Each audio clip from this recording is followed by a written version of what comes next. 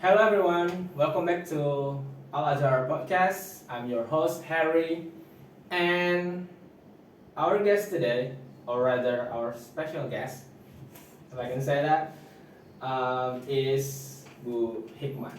Hi Bu Hikmah. Hi, but I'm not used to be called with my name. You usually refer me as Rashad's mother. okay, Rashad's mom. Yeah, so she is the mother of two of our students. Well, two of our brightest students, really. Thank you. Yeah. Okay. Thank you so much for coming, ma'am. You're welcome. So I've got some questions for you. The first question is, your children, Rashad and his sister Nayla. Nayla, are about to graduate from our schools very soon. Yep. Rashad from the elementary school and then Nayla from the junior high school. How do you feel about it? How do I feel about it? Well, I'm excited because they will continue to the next chapter in their life. Maybe also sad Yeah. because we've been here like how many years already? 4 years? 5 years? Five, I think. Around 5 years, and like the school and every single person in it is like family to me. Actually, family because we're originally from Sulawesi and we don't have any family here, and it's a nice memory to be here, and maybe I should be also mentally prepared for having a new daily routine. Different way to school and different Yeah. school system, different teacher, and Yeah, it's like rewiring your brain, right? yes. Yeah, we go different ways and then do different things, Yeah. meet different people. Yeah, actually, Yeah. when kids graduate, it's not just them who has a new life, Yeah. but also their parents, They have to- especially their mom with a new Yeah. daily routine. Yeah, you have to I adapt. hope I don't mistakenly go to this school. My kids are there. Yeah, should turn off your autopilot. Right? Okay. So I'm curious though, why did you choose to send your kids to learn in these schools in the first place?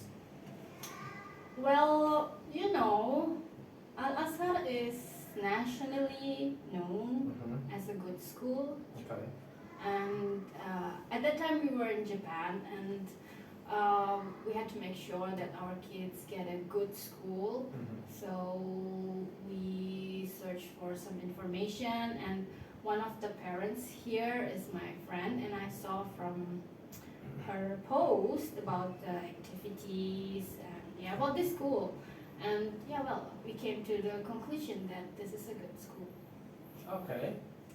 So, this is a bit out of the topic, but when you were in Japan, did you experience any culture shock? It means we're going to talk about me now, because actually, surprisingly, when I went to Japan, and even my Japanese friends say, "You're so Japanese," and I had many jobs there, and I adapted really well. Okay. And when I came back to Indonesian, actually that was the moment where I got reverse culture shock. Wow, I didn't know it was a thing. What? Yeah, but not many people know about reverse culture shock. Yeah, I didn't. But Happens.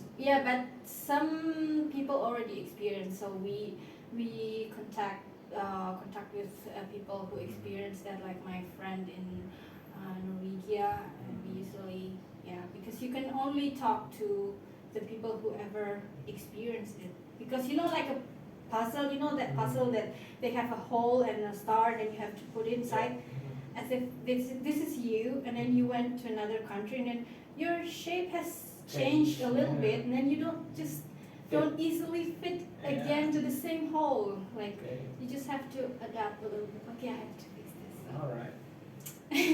Why talking about Okay. me? Okay, next question. Okay. And how have the schools met your initial expectation? Your very big. about questions. it, okay. I think from the Islamic education Mhm. side of view and from the like technology side of view, because well, I like how the children are taught that they have to see the whole world, be a global citizen, but never forget that you are Muslim, and that is the basic. The first thing is that you are Muslim, and you have to be a great Muslim, not just from your Islamic education, but also make proud of the school, the country, and especially as being a Muslim. Oh, okay. And according to you, what makes this school stand out, different from other schools? Well, I think first I really love the strong bond, the bonding in our school. I think it's something you cannot easily get in another school, because you can see how much the teacher and the students are really like friends, and also the parents are really like sisters and brothers, and the teacher and the parents are also like friends. I mean we're like a whole big family, real family. I mean, even the color you get in a family, the miscommunication, the debates, that's family. Yeah. But yeah, we got a really strong bond, and I really love that. It's something maybe I wouldn't get in another school. And also the bilingual class. Yeah. Because this is not promotion. This is this is really True, happening. yeah. This is really. Trust me, it's He real. didn't pay me anything to say It's this. real. Yeah. Because I experienced when I talk about Rashad, and then I said, out of the school, and I said, he's in bilingual class. I mean, for me, it's just normal to say like, oh yeah, because he's in a bilingual class, and then people will be surprised. What? Bilingual class? Do you actually have a bilingual class in Samarinda? Like, I don't think other school in Samarinda has this kind of system. So many people are surprised the moment I say my son is in bilingual class. So I think that's outstanding. Yeah, and not many schools have it actually. Yeah. Cool. And what were the biggest challenges that your kids had to face as other students? Biggest challenges. Well, actually every day my kids, when they come home from school, they would like tell me everything they went through, two kids, It's a lot. every day, and all their challenges too. And I don't remember now, but for me it's all just normal challenges as a kid and as a student. So I mean, but I think maybe a common challenge for all Indonesian students, in my opinion, is because they have too much in their curriculum. Like, they have too much to study.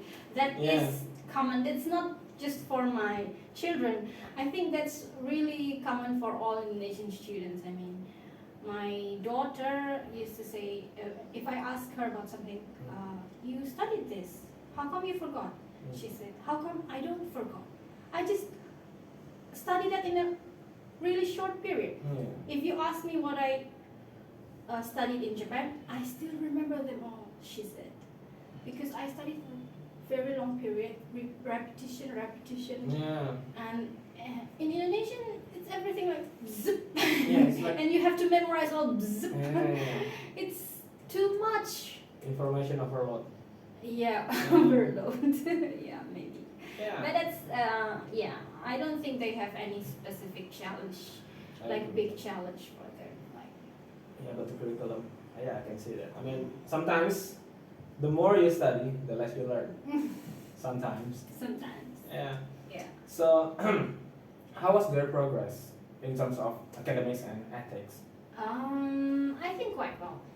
I mean, I think quite well.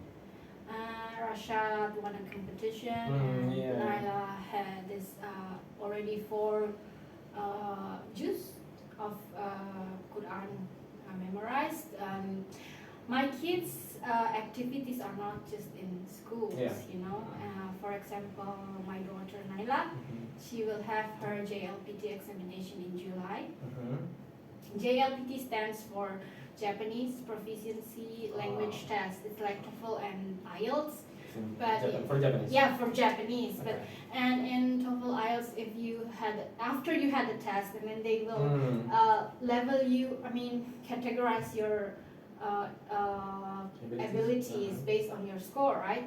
But in JLPT, they have the level before you take the test. So you have to choose among 5 levels before you register the JLPT, and Nana will take the highest level. So it's kind of native level. So I'm really proud. And did you know, actually, you were Rashad's homeroom teacher, right? Did you know that Rashad will finish elementary school in just 5 years? Did you know that? Yeah, sorry, I didn't. You didn't know that, right? It's new for me. Yeah, not people know that because Rashad finished elementary school in just 5 years, not like his friends 6 years because of the school system. Because when we moved, you know, in Japan, the school starts from 1st April, and he was born 23rd April, so he had to move to the next level. And when we left Japan, he was 1st grade, 2nd semester. But when we came here, because we started July, so his proper age is in the former level. And if I put him in a 1st grade, I'm afraid he will be embarrassed. Like he would be, maybe he felt like I'm a little bit lower than everyone in my age. So I pushed him to be just exactly in his proper age. And that means when we entered here, he entered 2nd grade, 2nd semester. So he really missed 1 year in elementary school, but I'm really proud. Whatever his marks are, it's already outstanding for me. Yeah, I remember when I first got here. That's when Rashad was 4th grader, right? And at that time, he was already a bright student, right? Really? He was very creative, but yes, he still had so much to learn. He still had so much to learn at that time. He still needed to study harder. But in the last 2 years, his progress was really shocking. It's amazing. Well, that's what I see. Because he at the beginning he has to adapt with Indonesian language. The first week entering here, I stayed at school because even teachers cannot communicate with him. He doesn't understand Indonesian, and the teacher cannot talk to him in Japanese. So well, 5 years in elementary school, so I don't really care whatever his marks is. He already succeeded. Yeah. For me. It's very good. And your son, Rashad, won the English speech contest held by Erlangga. And we invited, if you remember that, we invited him for an episode a few months ago, right? Yeah. Check that video, it's great. And tell us more about it. What should I tell you? I mean, you know Rashad, he loves talking more than writing. Yeah, I mean, but actually English speech runs in my family. So my elder brother won an English speech competition. He taught me, and I won an English speech competition, and I taught my kids. And Nayla actually compete for Japanese speech in Japan. At the time, everyone told me if Rashad joins this competition, he would win. Everyone, because you know he has this expression and this energy and this intonation. He's like he was just fit for it. But at that time, the participant who are eligible for the competition is just elementary kids, and he's still kindergarten. So when he started bilingual class, I think that's the time when he's ready for English, because from second grade I had to teach him Indonesian first, so I didn't really teach him English. And then when he was bilingual class, and then I tried to search about English speech, and I found this Erongga speech competition. I was curious whether they held it also in Samarinda, and I found that They do. yeah, they do, and I wanted to register, but it says you have to be a representative from school. So I'm actually the person who brought this to Mr. Amin and asked him whether my kids can join. And that was 2019, and surprisingly, it was the first time experience for Rashad, and at that time he was already chosen for the finalist for Kalimantan Zone. Kalimantan Zone. I remember that. Yeah. Not national, but Kalimantan Zone. He didn't win. And 2020, it was the first time online, and I think he doesn't like talking to computer or gadgets. Maybe he likes personal interaction, so he didn't really want to join. Only his sister joined the competition, and in 2021, where we didn't expect that sixth grader are still allowed to join competition, because we thought they have to prepare for national examination. But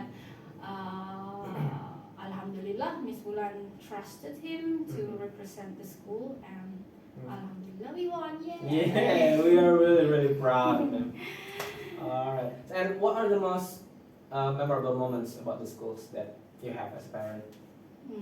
We're gonna take 2 hours if I'm gonna list you. Okay. The most one, okay, should I say when I had the chance to start the English for mothers class? But it was, maybe it's too short to tell about. Maybe the other thing that is most memorable is 2 years in a row I had the chance to join as the Independence Day ceremonial officer. I raised the flag, actually, the one who held the flag. So it was really memorable for me. Maybe people ask me, why are you even doing that? Some parents, why are you volunteering for ceremonial officer? I mean, maybe people would think like doing it for showing off or something, but that's normal if people would think like that. That's normal. But I don't really care what people talk about, because the only reason actually I'm doing things is because I wanted my kids to see me.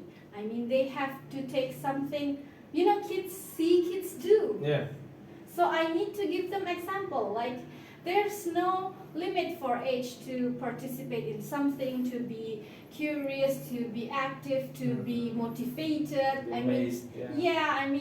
I don't want them to see like, okay, when you're old, you don't have some motivation anymore, like mom is not doing anything. So that was my only reason doing things at school, because I wanted them to see, to make an example, and I'm responsible for their role model, to be their role model. And actually, when I raised the flag, Rashad was sick, and he couldn't came to the ceremony.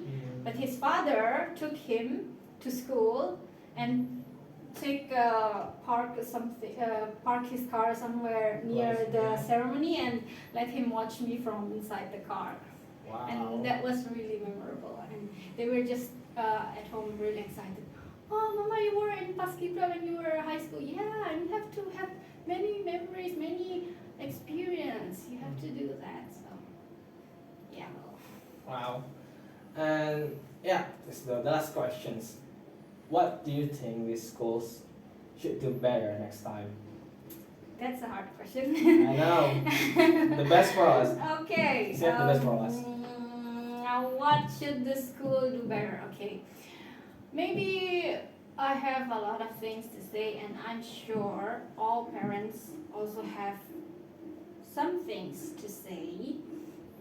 But on top of that, all I want to say is that the school, both of the school, elementary, junior high school, they have to start to listen. Okay, because I'm sure you're all well-educated teacher, outstanding teacher, and well qualified, but you still have to listen, and you should try to put yourself in other people's shoes. And number one is that you listen to your students, and then you listen also to the parents. I'm lawyers. But the number one is you have to listen to your students. Actually, I want to say this, but when I first came here, I always get this complaint that I'm this kind of parents that always compares my kids' former school in Japan with this school, which is not comparable, they said. But actually this school is not just about education. It's also, we have to see the fact that it's also a business. So in business you compete, and in competition you compare. Okay. You are being compared. What's the point of competition if you're not comparing? We always have to compare, but if you can copy something positive, why not? Yeah. Don't take things from abroad that you cannot copy, because that's not our tradition, that's not our culture. But if you can do it, why not? Yeah. Why not learn something from others? Right. And you should listen to your students, because maybe in Indonesian common saying they say, it's just children. Namanya juga anak-anak. So they belittle maybe a little bit about the children, but in common German saying, they say, von Kindern da kann man was lernen. It means from children you can learn something. So you have to listen from the students, and you can do that in many ways. If you don't have time to listen to parents, students, then you can just do a box for people to put their suggestion or anything advice, advice and anything that comes in mind about the school, because many parents actually wanted to say something but they hesitate because they don't want to hurt the teacher's feelings. Like they don't know how you're gonna accept that, but they think, because parents also have experience with children, so it's not difficult to just listen. If you cannot do that, if the school cannot do what is said, then it's okay. We don't mind. You just need to listen more, because compared again to what I know my kids have in their school in Japan, every month, that's actually the work of the counseling teachers. So especially the counseling teachers, they should listen more. And every month they got this questionnaire where kids are asked, what are your experience in the school? What makes you sad? What makes you happy? Were you ever bullied? And what method of the teacher you like the most? What do you think is boring? And not just about, sometimes teacher would feel judged by that question, but actually in Japan, not just about the school. They also ask the children about their environment at home. How about your neighbors?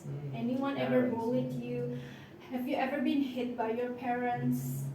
How is your bonding with your parents? And because our center of focus is the children, so you need to listen. We need that in Indonesia. Yeah, we need that. I mean, you can prevent many things. If they do that every month and they get the same question, and then suddenly they got a different question answer. I mean, they got a different answer suddenly, and then they would know something is happening to this child, and they could prevent anything bad happening, because they already felt the time the kid feels something, worried about something. maybe that's, I think you should have a questionnaire for It's your actually student. very good idea. I mean, thank you so much for your suggestion. Yeah, And thank you so much for coming. It has been a pleasure. Yeah, you're and welcome. it's for me personally, it's been an honor and a privilege to have worked together with you. Thank you. Okay. For me too. Okay, that's our episode today. Thank you so much for watching. And right now, our schools have open enrollment. So if you want to send your kids to learn with us, you can check the phone numbers in the description below. Okay, thank you so much. Bye bye, everyone.